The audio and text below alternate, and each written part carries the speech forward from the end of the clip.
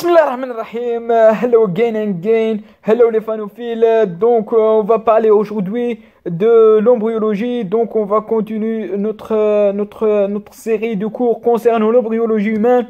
Et on va commencer par un proverbe comme l'habitude. Donc un proverbe qui dit I don't love studying, I hate studying, I like learning, learning is beautiful.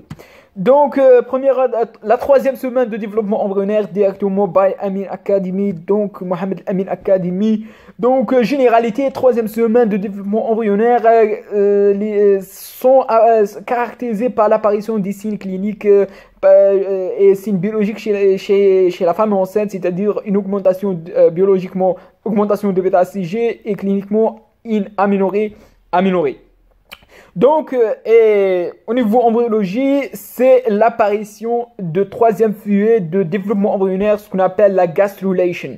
C'est ce qu'on appelle gastrulation, c'est-à-dire l'apparition de disques tridermiques, ce qu'on appelle le mésoplasme intra-embryonnaire. Mésoplasme intra-embryonnaire, c'est la gastrulation, l'apparition. On a un disque didermique, donc un disque didermique, l'épiplasme ici, l'hypoplasme ici.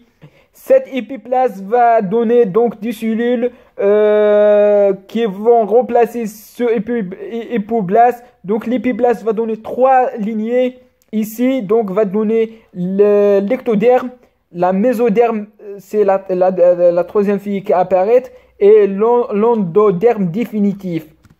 Donc au 15e jour, l'apparition, un épaississement linéaire ectoplasmique va définir donc l'apparition d'une ligne très importante, ce qu'on appelle ligne primitive. Ce ligne primitive va faire l'orientation, donc ici dans la ligne primitive, la partie caudale. En haut, on a la partie crânienne. Donc, c'est l'orientation de l'embryon dans la troisième semaine. C'est very high yield. Donc, la partie caudale au niveau de ligne primitive. La partie crânienne en haut. Donc, antérieur, postérieur. On a embryologie ici antérieur et ici postérieur. Donc, ventral, dorsal. Donc, toute l'orientation médiale, latérale. Donc, à partir de ligne primitive. Ce ligne primitif présent dans son extrémité crânienne une petite dépression qu'on appelle un nœud de Hansen qui va creuser et qui va laisser entrer des cellules. Donc à partir de ce nœud de Hansen, il y a une migration cellulaire. Une migration cellulaire, une ingestion cellulaire donc pour former l'endoderme définitif ici en bleu et le mésoplasme ici la troisième. Donc ce mésoplasme va occuper la totalité de l'embryon sauf au niveau de deux membranes, ce qu'on appelle la membrane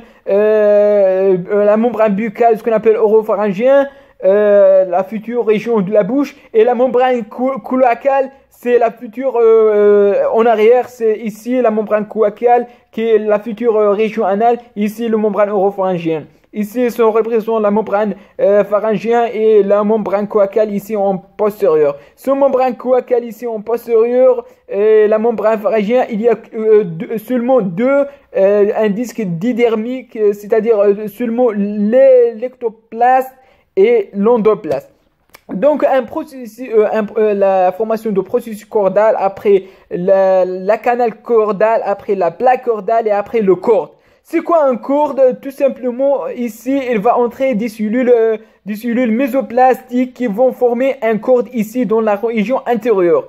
Donc la ligne primitive va petit à petit régresser et disparaître en quatrième semaine. Va donner un tératome, c'est-à-dire un cancer généralement bénigne.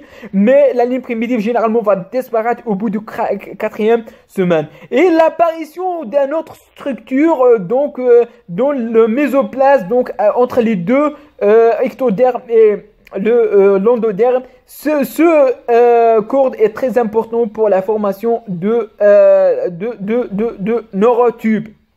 Donc le neurotype, ce processus cordal ici en jaune qui va entrer vers la région crânienne pour l'induction de la neurotype, et on va parler durant la neurulation comment on va induire ce neurotype. Donc un processus cordal donc au 6e jour à partir du nœud de Hensen des cellules mésoplastiques MIG, ce qu'on appelle ingestion des cellules mésoplastiques MIG sur la ligne médiane et en direction crânienne. Elle forme le corde plein, un corde plein. Ce corde plein entre l'ectoplaste et l'endoplaste, c'est-à-dire entre l'ectoplaste et l'endoplaste, ce cordon se creusait pour donner une canal, ce qu'on appelle la canal cordale. Donc un processus qui va donner une canal. Cette canal après va donner une plaque. Cette plaque après va être un corde. Donc cette canal cordale, ici il y a une canal, donc c'est une plein processus cordal pour après donner une canal cordale. Cette canal cordale permet la communication entre la vésicule vitelline et la vésicule amniotique. On ne sait pas pourquoi. C'est une canal entre les deux cavités. Des hypothèses, lorsqu'on ne sait pas, on donne des hypothèses. L'un dit il faut une nécessité d'égalisation des pressions entre la cavité amniotique et la vésicule vitelline. L'autre dit que la vésicule vitelline contient un liquide riche en nutriments qui va nourrir la cavité amniotique pour le nourrisson. Mais jusqu'à maintenant, on ne sait pas à quoi sert cette communication, ce qu'on appelle la canal neuroentérique. Donc, après, cette canal neuroentérique va être fermée pour donner, donc, d'autre part, la formation d'une gouttière. Cette gouttière se referme rapidement pour constituer la corde définitive qui définit l'axe de l'embryon et qui est très important pour l'induction de la formation de la plaque neurale. Cette plaque neurale va donner la tube neurale qui est la future système brain, système nerveux central et moelle épinière. Donc, l'évolution de mésoplaste. Ici, on a la ligne médiane. Donc, on a trois choses. La mésoplaste paraxiale et la mésoplaste intermédiaire et la mésoplaste latérale. Donc, un mésoplaste paraxial va former des somites. Ces somites vont diviser en trois éléments: dermatome, myotome et sclérotome. La mésoplaste intermédiaire pour former les reins, c'est-à-dire va donner la formation de néphrotome, et en distal va former le cordon néphrogène, l'origine de l'appareil urinaire. La mésoplaste latérale va former somatopleure, la couche va participer à la formation de la paroi latérale et ventrale de l'embryon. Splon complet participe à la formation de la paroi de type digestif. Donc allantoïde, il y a une extension ici, un sortant à partir de la vésicule vitelline d'un processus ou une extension, ce qu'on appelle l'allantoïde. L'allantoïde très important pour la formation de la vessie de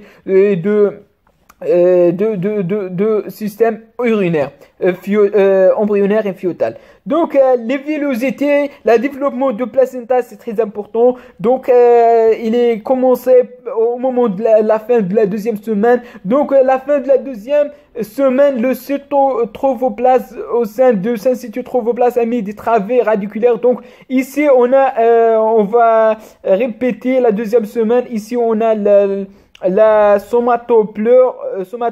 Donc, ici, la somatopleure. Et ici des cellules qu'on appelle cétotrophoblast et cétotrophoblast entouré par syncytiotrophoblaste. Donc ici on a le syncytiotrophoblaste, ici la cétotrophoblast et ici en rouge on a le mésoderme.